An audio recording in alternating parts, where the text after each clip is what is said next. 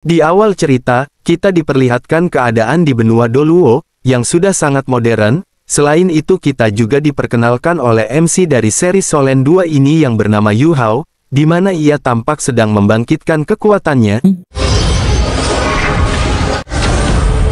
yang tanpa diduga bangkitnya kekuatan Yu Hao itu sampai terlihat oleh Tang San yang sudah berada di alam dewa. Bahkan Tang San sampai bilang kalau bintang baru dari benua Doluo sudah resmi terlahir. Di sana ia juga bilang kalau benua Doluo akan menyambut situasi yang baru. Tapi di saat yang sama Xiao Wu menghampirinya. Tentunya melihat suaminya yang cukup gelisah sebagai istri, Xiao Wu sedikit bertanya-tanya.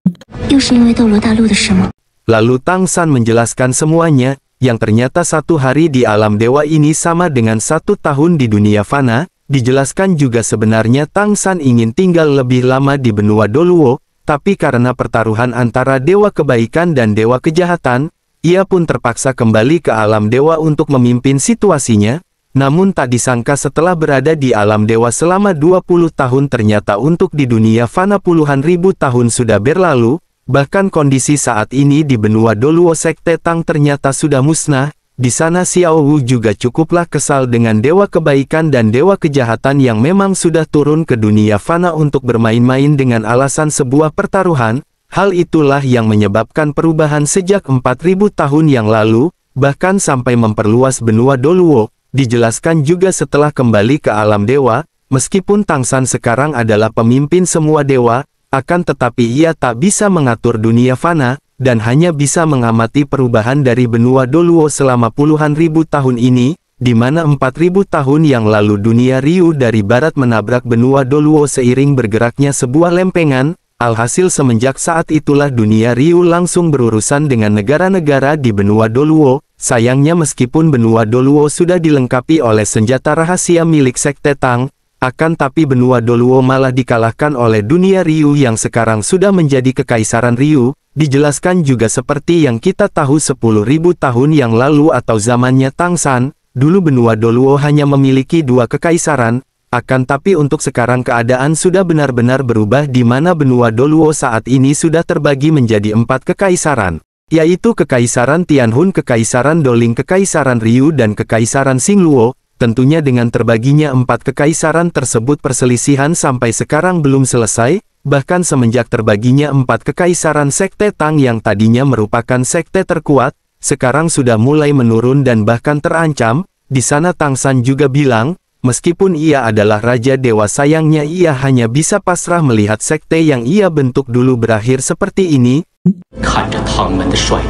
Sontak Xiao Wu yang mendengarnya mencoba menenangkan, karena memang dalam arti tertentu kemunduran dari Sekte Tang ini juga merupakan kemajuan zaman yang besar. Akan tetapi Tang San sebagai pendiri pertama tetap saja tak terima. Untungnya baru-baru ini ia merasakan lahirnya para bintang baru di benua Doluo.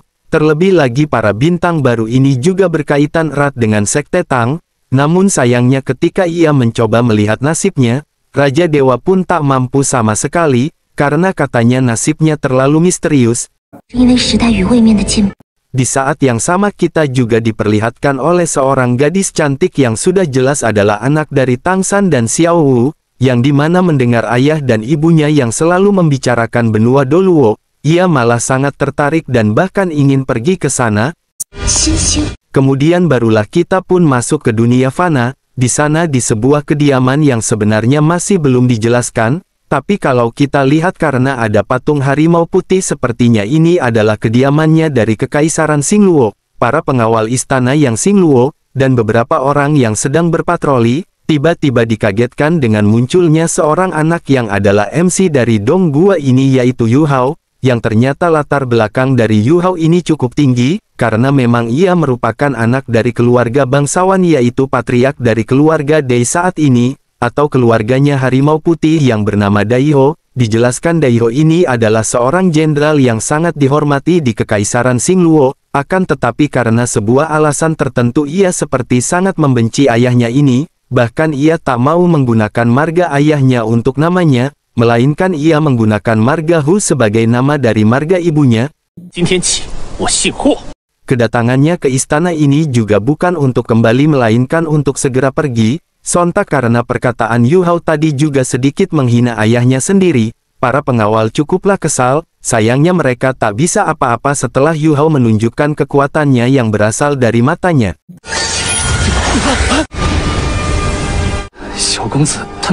Sementara di sisi lain para pasukan dari Kekaisaran Xingluo termasuk Dai Hou sebagai ayah dari Yu Hao sedang bergegas pulang, bahkan dengan kekuatan matanya ia seperti sudah merasakan bahwa anaknya mencoba melarikan diri, akan tetapi setelah ia periksa ternyata Yu Hao tidak ada yang membuat ia pun tetap bergegas pulang. Berbeda dengan Yu Hao melihat kereta dan para pasukan dari ayahnya ia pun malah sangatlah kesal. Di sana kita pun akhirnya diperlihatkan sedikit flashback kenapa Yu Hao sangat membenci ayahnya ini, yang ternyata sejak kecil dulu ia dan ibunya sempat diusir dari istana kekaisaran oleh seorang wanita. Wanita tersebut bilang kalau Yu Hao adalah anak haram dari ibu itu, jadi ibu Yu Hao ini bernama Hao Yuner di mana untuk latar belakang dan identitasnya juga masih belum diketahui dengan jelas. Tak hanya itu, di satu momen ketika sang ibu sedang menjemur pakaian tiba-tiba ia pun malah pingsan, sontak Yu Hao yang melihatnya pun sangatlah panik dan segera merawat ibunya itu.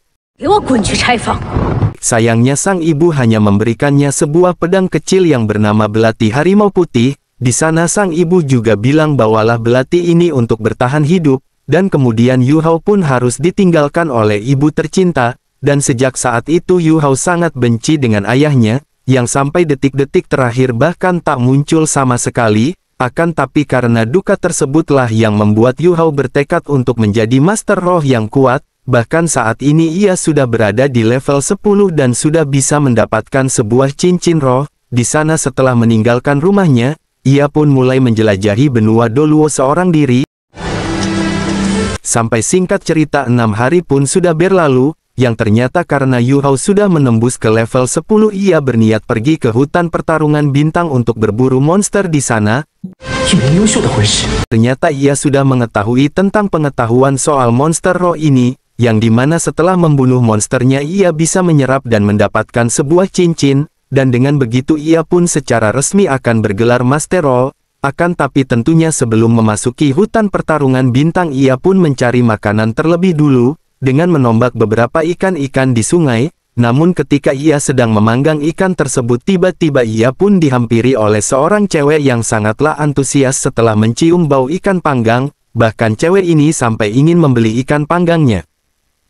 Tapi jelas Yu Hao tidaklah menjualnya dan memberikannya begitu saja, alhasil si cewek yang memang kelaparan juga tak keberatan sama sekali. Namun di saat yang sama juga muncul seorang pria yang merupakan kenalan dari cewek itu, yang ternyata mereka berdua ini adalah Master Roh juga, di mana si cewek bernama Tangya dan si cowok bernama Bei Bei. Sontak Yu Hao yang tak pernah memiliki satu teman pun ia pun mencoba mendekatkan diri dengan memberikan ikan panggangnya. Alhasil di sanalah mereka pun mulai berkenalan, tapi berbeda dengan Tangya di mana setelah memakan ikan panggangnya ia benar-benar sangatlah senang, karena katanya ia tak pernah memakan ikan panggang seenak ini. Yang pada akhirnya setelah cukup lama makan-makan Yu Hao yang memang bertujuan untuk pergi ke hutan pertarungan bintang ia pun memutuskan untuk berpamitan. Bei Bei yang menyadari kalau Yu Hao ingin pergi ke hutan tersebut awalnya tak heran sama sekali, karena memang mereka juga sudah menyadari kalau Yu Hao adalah seorang Master Roh juga,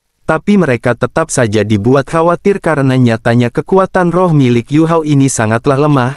Alhasil mereka pun memutuskan untuk mengikutinya. Sementara di hutan pertarungan bintang terlihat hutan pertarungan bintang yang dulunya sangatlah megah, bahkan sampai dijaga oleh kekaisaran sekarang malah seperti tak terurus sama sekali, bahkan untuk masuknya saja sudah tak harus memiliki surat izin seperti dulu. Di sana tanpa basa-basi lagi Yu Hao bergegas pergi ke hutan tersebut, tentunya meskipun di luar hutannya seperti tidak terurus, akan tetapi di dalam hutannya masih sangatlah indah seperti biasa. Sampai singkat cerita setelah menjelajahi hutannya Yu Hao pun tiba-tiba dikagetkan, dengan kemunculan dari monster babon puluhan tahun, yang memang sedang tak siap ia pun harus terkena beberapa serangan telak dari babon tersebut, bahkan ia sampai tertangkap oleh babon itu, untungnya menggunakan belati miliknya dan dikombokan dengan kekuatan matanya Yu Hao pun bisa membunuh monster babon itu, tapi meskipun begitu ia juga mengalami luka yang parah. Bahkan ketika monster babonnya mengeluarkan cincin rohnya Yu Hao sudah tak punya kekuatan untuk menyerap cincin tersebut.